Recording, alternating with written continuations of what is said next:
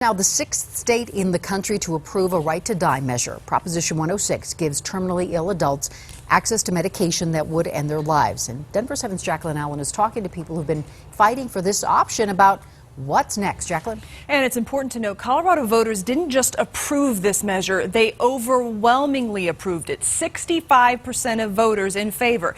Now, the people who fought for this end-of-life option say the message is clear. I became one of the proponents because I had given my dad my word that I would see this through. For Julie Salzberg, this fight was deeply personal. 2.5 years ago, her father, Charles, was diagnosed with ALS, and she says suffered a terrible death. He wanted to control how he died. He was very scared of an ALS death.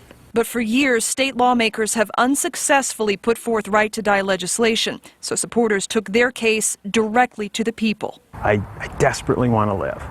I just don't want to suffer needlessly if it does recur. Matt Larson became the face of Colorado's ballot initiative. Diagnosed with a malignant brain tumor, he is now fighting to live, but wanted a choice if his cancer comes back. Knowing that that's what I'm facing and having the option brings my wife and me a tremendous amount of peace and comfort. While opponents argued the measure didn't have enough safeguards, it's modeled after Oregon's 20-year-old Death with Dignity Act, and almost 2/3 of Colorado voters approved it.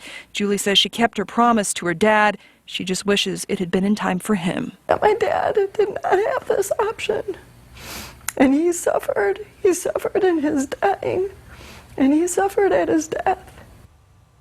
So here's what's next. The measure goes into effect when the governor certifies the election, which is usually early January. In the meantime, state regulators will be working on rules for record keeping. Now, this option is only for Colorado residents. 2 doctors must agree the person has 6 months or less to live and is mentally competent before giving a prescription. Reporting live, Jacqueline Allen, Denver 7.